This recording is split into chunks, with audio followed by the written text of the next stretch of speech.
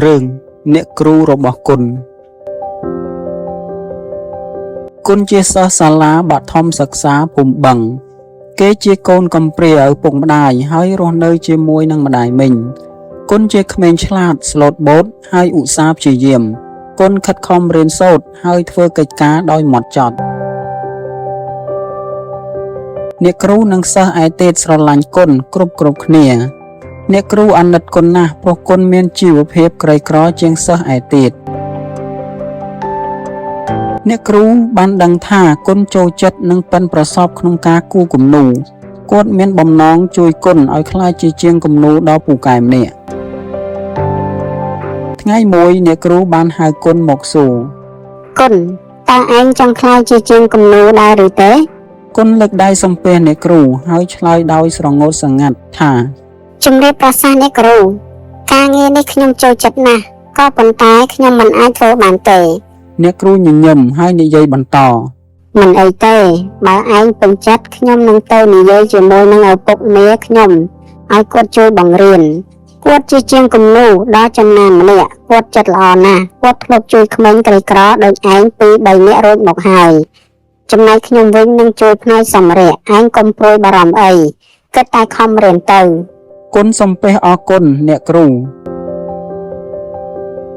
ប៉ុន្មានថ្ងៃក្រោយមកពេលទំនេរគុណបានឆ្លៀតពេលទៅរៀនគូរគំនូរពូធឿនបានជួយបង្រៀនគុណដោយស្មោះសរមិនយូរប៉ុន្មានគុណអាចគូររូបភាពខ្លះបានគុណបានជួយគូររូបភាពផ្សេងទុកជាសម្ភារៈសម្រាប់អ្នកគ្រូយកមកបង្រៀនសិស្សរាល់ថ្ងៃថ្ងៃមួយពូធឿនបានដឹងអំពីការប្រឡងគំនូរសម្រាប់កុមារនៅក្នុងតំបន់គាត់បានប្រាប់គុណឲ្យគូរដើម្បីយកទៅចូលរួមប្រកួតប្រជែងនឹងគេស្នាដៃរបស់គុណពេលនោះបានជួបលេខ2ក្រោយមកទៀតមានការប្រឡងម្ដងទៀតលើកទី2នេះគុណទទួលបានលេខ1ព្រមទាំងទទួលបានរង្វាន់យ៉ាងច្រើនគុណសប្បាយចិត្តណាស់គេរឹតតែខំប្រឹងថែមមួយកម្រិតទៀតតែគេក៏មិនភ្លេចការរៀនសូត្រដែរ2ឆ្នាំក្រោយមកពូធឿនបានហៅគុណឲ្យទៅជួយគូរគំនូររបស់គាត់សម្រាប់លក់គាត់បានឲ្យកម្រៃខ្លះដល់គុណគ្រាន់បានបន្តការរៀនសូត្រក្រោយមកទៀតគុណបានចូលរៀនមហាវិទ្យាល័យវិចិត្រសិល្បៈតាមការណែនាំរបស់អ្នកគ្រូនិងពូធឿនគុណអាចរកប្រាក់បានបណ្ដើរហើយក្រោយមកគេក៏ក្លាយជាជាងគំនូរដ៏ល្បីម្នាក់គុណមិនដែលភ្លេចគុណពូធឿននិងអ្នកគ្រូរបស់គេឡើយ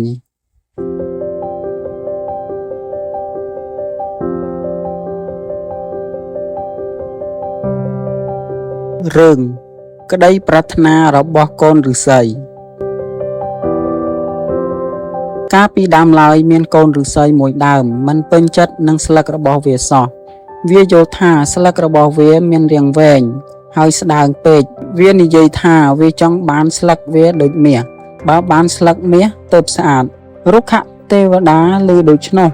ក៏បានធ្វើឲ្យស្លឹករបស់វាคล้ายជាមាសដោយប្រាថ្នាកូនឫស្សីសប្បាយចិត្តណាស់ក្រោយមកមានបុរសម្នាក់ដើរមកឃើញកូនឫស្សីមានស្លឹកមាសក៏បេះស្លឹកទាំងនោះយកទៅលក់ទាល់តែអស់កូនឫស្សីនឹកឃើញថាស្លឹកមាសមិនសមនឹងវាទេ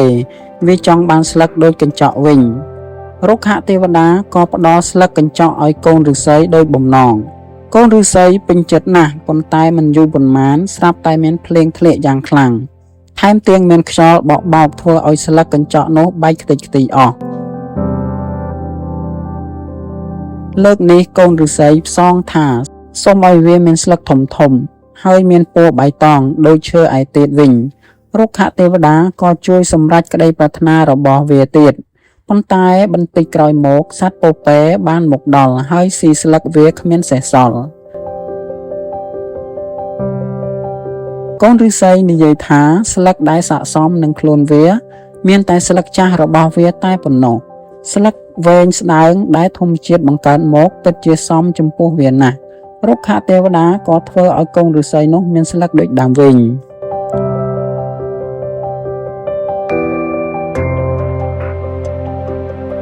រឿង